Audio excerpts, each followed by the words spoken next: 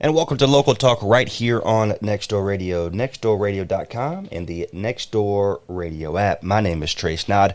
What you're about to hear is an audio from last night's special occasion for the new sign unveiling of the Mary Potter Center for Education. Had an honor of being able to videotape this, and so this is a live recording from last night's event at the new Mary Potter Center for Education. Hope you enjoy. Potterites and friends, it is my pleasure to come before you this evening for the unveiling of the new sign, the Mary Potter Center for Education. Over the years, Mary Potter has gone through many changes, but it has always been our goal to keep the Mary Potter name in the forefront and alive as it relates to education.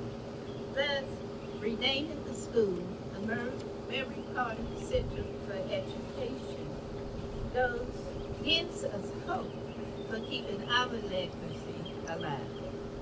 Therefore, on the behalf of the Board of Trustees and myself, I would like to thank all of those that have labored to keep the Mary Potter name alive. I would like to thank the design team who were involved: Elaine Brooks, Reverend Willie S. Darby, Rosalind Green, Bessie McGee, Juanita Rogers, and the late Dr. Helen Ofer, and members of the Granville County School System. Special thanks to all of you.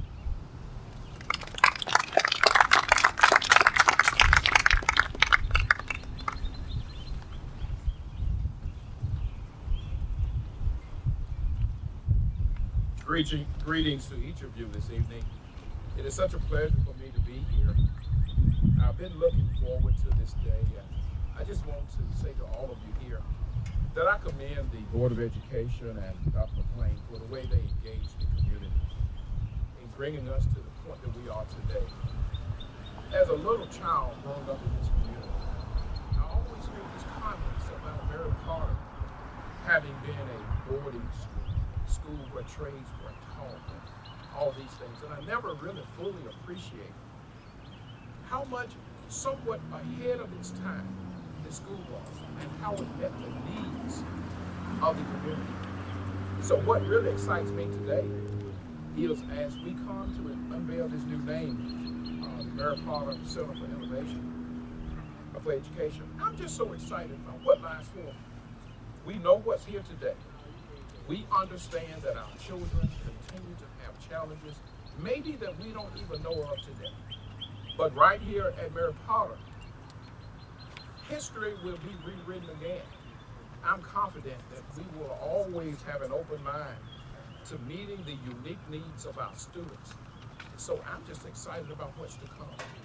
So on behalf of Vice Chair Russ May and to Commissioner Hinman, who are here, and all the members of the Board of Commissioners, we look forward to working hand in hand with the school board as we go forward to make this always be a place that someone is talking about just how special Mary Potter has been, how it is, and how it will be in days to come. I greet you and I thank you so much for being a part of this special day.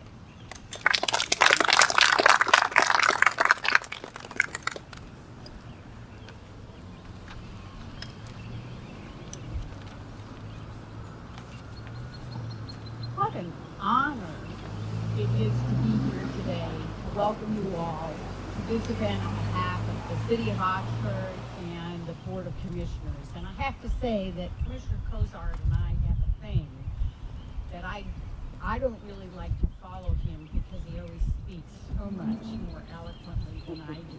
So there's a piece of me that doesn't even bother to try when I know he's come first, because he always seems to nail it just perfectly. That said, for me, when back in the days, in the 90s, my kids went through Mary Potter School, and it was just part of the fabric of their lives and their educational experience. As at that time, West Oxford was K through 2, and it's second grade, and I think was third through fourth, and then Mary Potter was fifth and sixth, and then on to Northern Granville Middle School. So this was just a great place that my kids could walk to and provided them with a great education. But then when I had the fortune to be elected to office, then I've started to be invited to a lot of different events and come across a lot of different people, and the extraordinary history of this school became apparent to me. And it was absolutely, for me, breathtaking to read about some of the educators that were here that passed on and what they taught, the standards for excellence that they had, and particularly when you think of the timing and that there wasn't a lot of support for educating the African Americans who taught the students nor the students, and the accomplishments of this school at that time and the legacy that it gave this city and the county. And when I read about the reunions of the Potterites and the National Mary Potter Club and 1,500 people coming together to celebrate the history, it is breathtaking to me. And so it's a tremendous honor for me to be here today. I am thrilled that Mary Potter closed as a standard middle school, lives again as the Center for Education, and along with those who spoke before me and Commissioner Cozart, that it will breathe and continue to breathe extraordinary life and excellence into this area. We have so much to celebrate, and I just thank you for allowing me to be here. And on behalf of our city, we hope this institution continues on to live strong for decades to years, eternities to come. Thank you so much.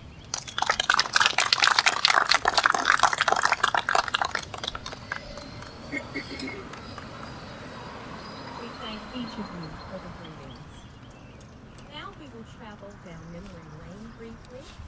We will have a historical perspective by Reverend Lloyd Greenwood. Following Reverend Greenwood, we will have an educator's reflection by the final principal of Mary Potter Middle School, our very own, Mrs. Brenda Williamson. And then we will have a student's perspective, and his reflection will be from Mr. George Montague. And George was a student who served on the planning committee, as did our principal. We will come in that order.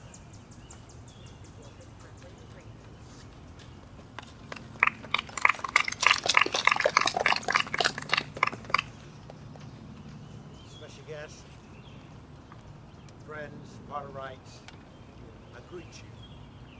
It's an absolute joy to stand before you on such a special occasion. My name is Lord Greenwood, and I grew up just down here in the class of 1970. I spent a lot of time running around these grounds as a kid and a teenager. Where a part of a strong impact in my life. But when you talk about Mary Potter, you got to go back to the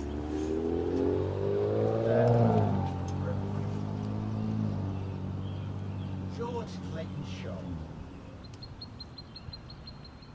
the founder of this great institution, was born in 1863. The parents are Matthew and Mary Shaw in Lewisburg, North Carolina. A great student, finishing high school in 1886. He attended Princeton University to obtain a degree in divinity. While at Princeton, he met a gentleman at Princeton being a Presbyterian institution, a great student, Shaw was. He met another gentleman who would be a mentor in his life. He would do some amazing things in guiding that time George Clayton Shaw to great heights. That instructor was Dr. Timothy Dodd. George Shaw transferred to Auburn Theological Seminary to complete his divinity degree. Like I said, Dr. Darling was an inspiration to him. George Shaw attended Albany until 1888. On break from school, he came to Oxford, North Carolina. Getting here, he was on a mission.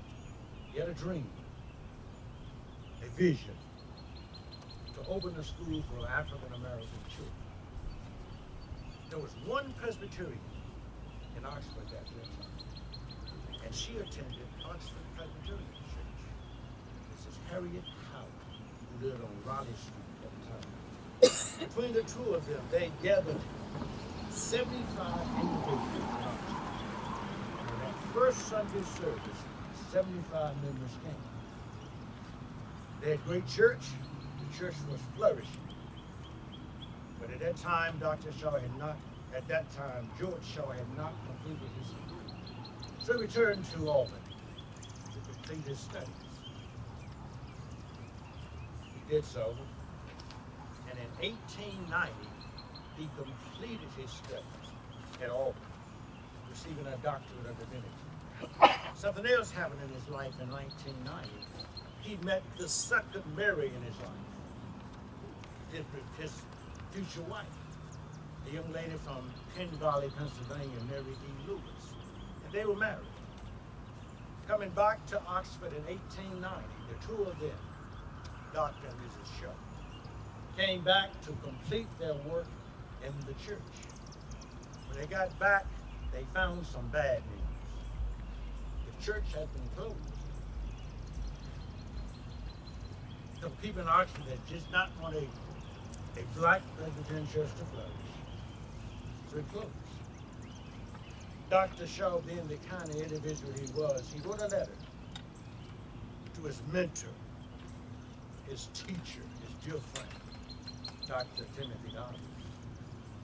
Dr. Darling in that turn contacted a young lady who was secretary of the Freedmen's Bureau, Mrs. Mary Harper. Between the two of them, they put $300 in an envelope and sent it back to Dr. Shaw, saying, buy a church, buy land and build a church. And that's exactly what they did. The church was flourishing in honor of his beloved professor, his mentor. The church was named Timothy Darling United Presbyterian Church. Notice I said united, because at that time the churches were split. The black churches were under the auspices of the United Presbyterian Church, and the whites were under the Presbyterian Church of the USA. But later they would merge together. But in 1890, the church began working it and doing great, flourishing in this city. But his other dream of bringing education to the students of Oxford was the next mission. His wife and me started to teach students in the church. The weather got bad, the roads got bad, some of the girls would stay over. They outgrew that. The church was growing, the school was growing. At that time, they decided to build an administration building where I'm standing right now. Administration building housed the offices of the administrators and classroom buildings in an auditorium on the second floor. Across the street was Pittsburgh Home, where the guys stayed. How much small for these students to stay. Third part of third. In academics, the arts, and then drama, quite good.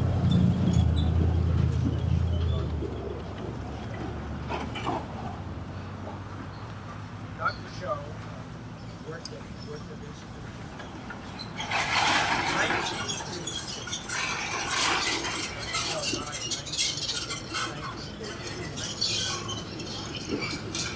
Dr. Herman Davis, a graduate of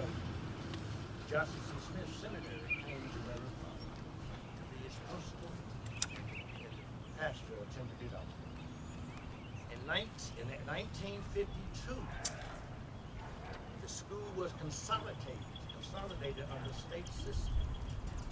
Mary Potter still did quite well in the academics, in the sports arena, and all that we Mary Potter has been a great institution to all of us. I remember very vividly, my daddy kept me, my mom and father kept my life centered mainly in three places. Timothy Dolan Presbyterian Church, Mary Potter School. A lot of my days were spent running around doing all the kinds of things.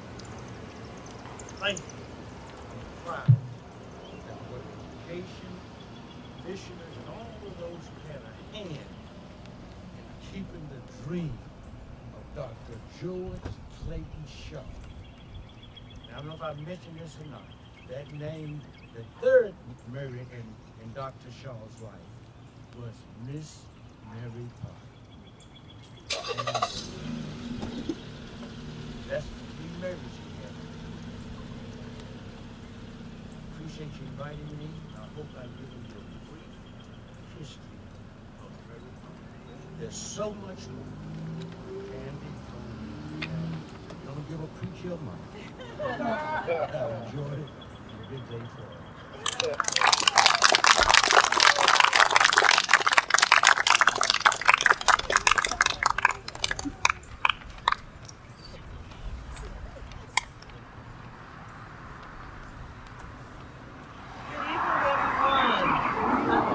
Thankful to be here this evening. I'm telling you, I have a lot of memories here. I was assistant principal, and in 2018, I was named the principal. And little did I know that I would be the final principal. But it's such an honor because so many of my own families attended Mary Potter, or they even taught here at Mary Potter. And it's great to look out and I see Paul and I see Jocelyn. They were part of my staff, and we had so much fun that year together. And I see two of my awesome students that were part of the team as well. I'll tell you, when I think about that year, we didn't do anything any different. We stayed focused on academics. We were committed to excellence. And that's what we still focus on to this day. When I think about when the school year begun, as my first year as the principal here, one of the fondest memories I have was the Ram Bash event. We had a big Ram Bash cookout, and that was a great way to set the stage for this connection with the school and the community and families and friends. And another fond memory I have is when we used to celebrate Ram Pride. We still love wearing that orange and black. And any time we could celebrate Ram Pride, we did. Whether it was at an athletic event, whether it was at a band and chorus concert, or if it was a staff celebrating Fat Friday. We love to eat.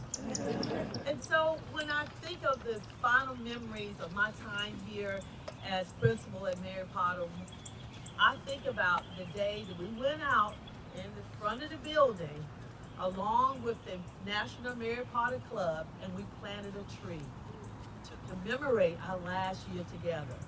And that symbolizes to me all the seeds of knowledge and learning experiences that we embedded in each and every one of the students that walked the halls of Mary Potter throughout the years. So I'm telling you, I find it quite fortunate and feel so very blessed to be part of this rich legacy. Thank you.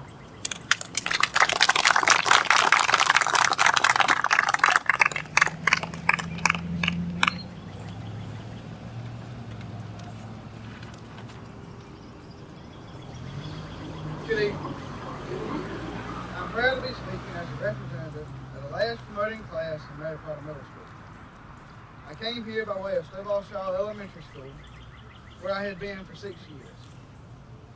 Changing schools was a big adjustment for several reasons. I could no longer leave home 3 minutes before school started and make it by the tardy bus. Besides the location and the longer drive, Mary Potter brought changes of getting to know a new school building, new teachers, and new classmates. We've had some interesting teachers too. One had a 4 foot tall stuffed bear and a green commode in her room that she used as a chair. Some might even go as far as to call them crazy, but their unique personalities and teaching styles stick with me the most. Made school very much important. I learned not everyone processes information the same way, and I feel that it helped me become a better student. I also enjoyed meeting new classmates, many of which I still have friends today in high school. Some of my favorite memories of Mary Potter were playing football and baseball for the school. Being a part of a team and representing the school kept me excited and wanting to learn. My 8th grade year, our football team went 7-1 on the season, with the only loss being in the tournament championship for Franklinton. Win or lose, my time here will always hold a special place in my heart. Mary Potter has played a big role in the development of who I am today, and I wish for all those who work and learn here continued success in the future. Thank you.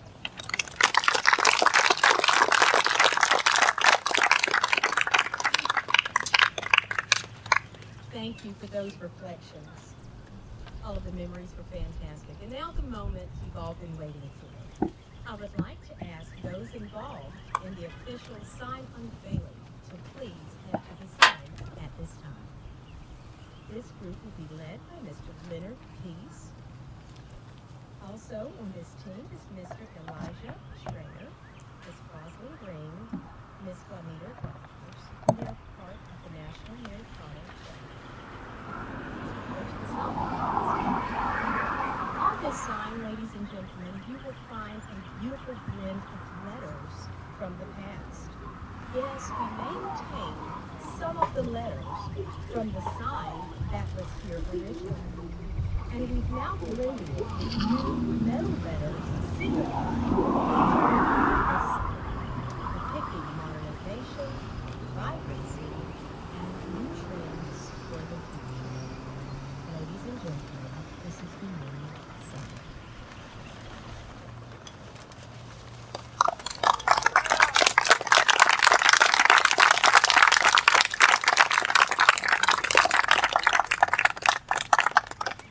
The sign will be illuminated at night. We invite you to drive by in the evening. The shrubs were removed and new landscaping done specifically so that you may see the lettering on this sign. I'd like to introduce a few individuals who are here from our maintenance department, and yes, they are hiding from you. They did not want to be seen, but if you just wave your hands, not going to wave their hands. But if you see them as you're walking around, please know they worked very hard to accomplish the task of finding a nice blend and balance to maintain the history and find the future. I think they did a nice job. Let's give them another round of applause. At this time, I invite to the microphone our two board members who led the charge representing our Board of Education on the Planning and Design Committee, Mr. Leonard Peace and Dr. Tom Woodford.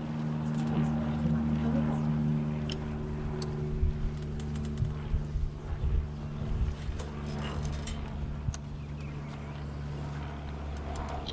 Good evening, everyone.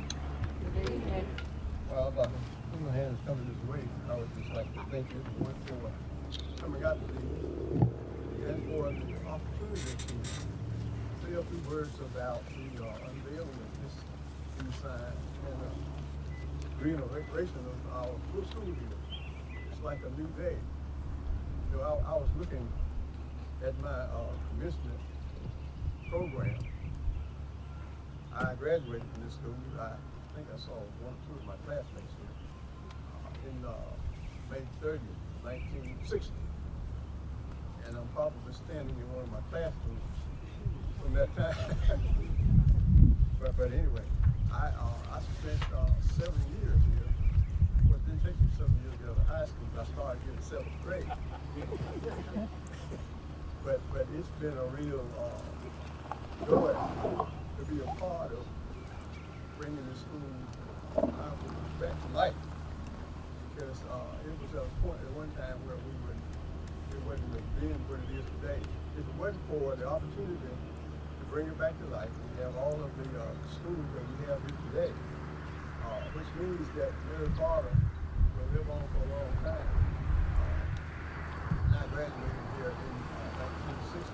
I never envisioned that I would be here doing this today. But it's been a real inspiration to me to come back and do this. My high school diploma, I think back in 1960, was getting pretty old. Of course, I was a real young man when I graduated from high school. But seriously, I was the youngest person in my class. I won't talk about how old that was. I was the youngest person in my class, so everybody that graduated was 6 years old as I am. But it's been a real pleasure. I will think of it all the time. It's just all the memories. My first class was in the kitchen of one of the old buildings here.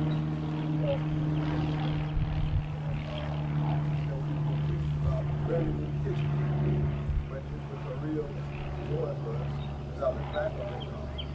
It was something that really made me who I am today. The teachers I had, I can remember most of them from a long time ago, but they were inspiration. They inspired me, and they only had one thing in mind, and that was never peace was to learn something every day you came to school. And they really appreciate that. And I'm not going to be long. I'm going to finish now, and I'll tell Tom who I am not too long.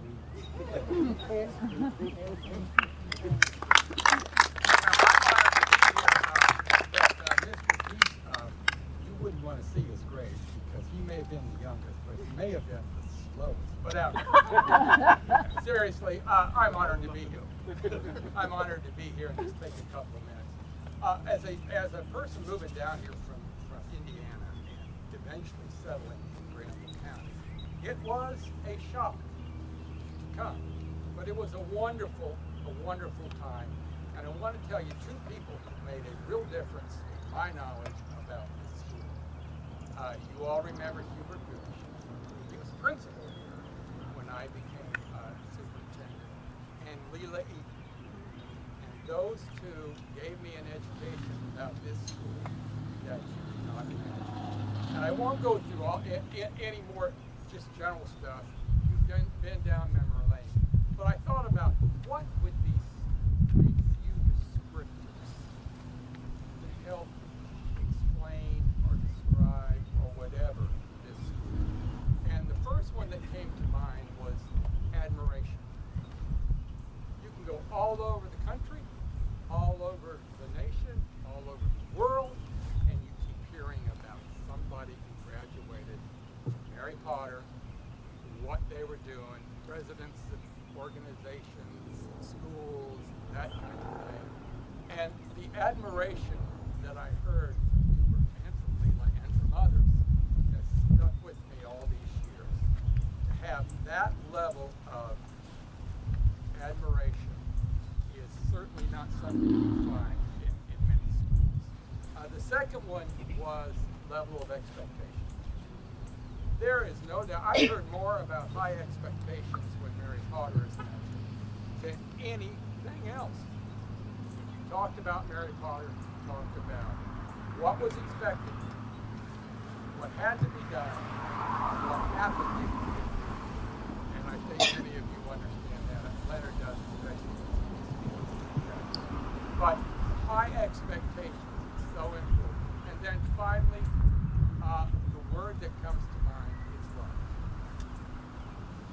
The way people feel about this school, the way people love this school, the symbolism of love equals very much. People, as I mentioned, from all over love this school through good times and bad times and ups and downs. People stayed with this school because I would just say Mary Potter stands as an example where love trumps hate, love trumps frustration, love trumps anger. And for all those reasons, I think the best way to describe this school is how much you loved it and how much she loved you. Thank you.